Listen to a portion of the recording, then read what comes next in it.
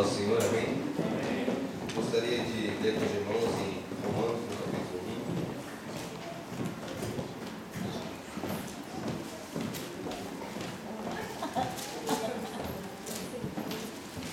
1. Romanos, no capítulo 1, versículo 14, somente.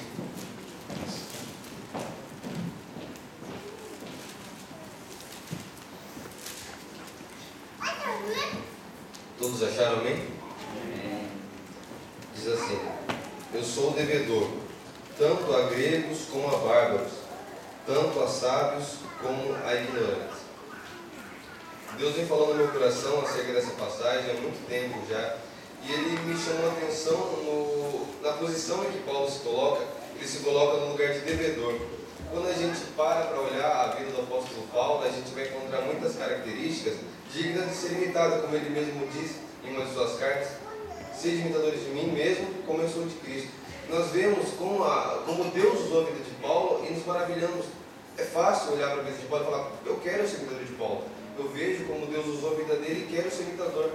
Mas imitar coisas que boas no que diz respeito ao reino de Deus, como ser usado por Deus, chama realmente nossa atenção. Mas quando a gente vê que Paulo se considerava um devedor, a gente fica meio receoso de imitar essa posição que ele mesmo se coloca. Porque ser devedor não é algo confortável. Eu tenho algumas dívidas a serem pagas, ainda algumas dívidas pendentes, e isso gera um desconforto. Eu sei que os irmãos não têm dívida, né? Não sabem do que eu estou falando, mas eu sou um devedor e isso gera um incômodo. Eu tive a oportunidade de um tempo morar de favor na casa de um parente meu, que mesmo sendo o parente, quando você está de favor na casa de alguém, é desconfortável. E quando você está ali sabendo que está devendo daquela pessoa, aquilo não é bom, aquilo gera um desconforto.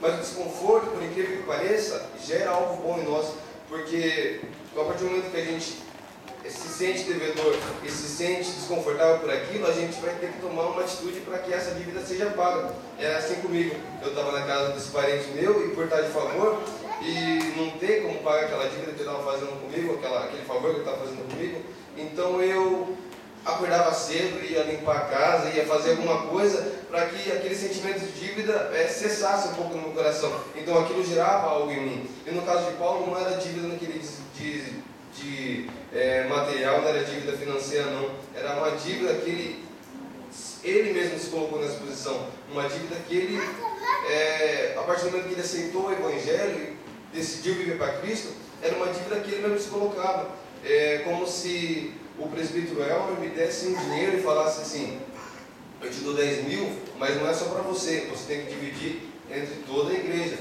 E eu pegasse aqueles 10 mil e falasse: não, não é só meu, eu tenho que repartir esse 10 mil, eu tenho que dividir por toda a igreja. E Paulo recebeu algo muito mais valioso do que 10 mil, ele recebeu a salvação em Cristo Jesus.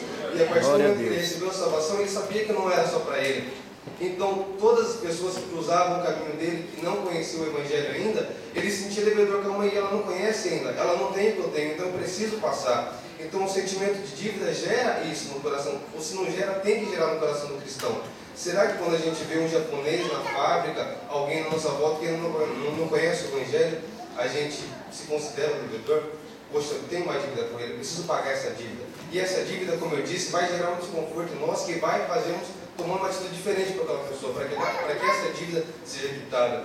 Então, essa palavra que eu deixo para os irmãos: se não há esse sentimento de dívida com aquele que ainda não conhece o Evangelho, vamos buscar em Deus esse desejo de sentir como Paulo sentia. Ele se sentia devedor.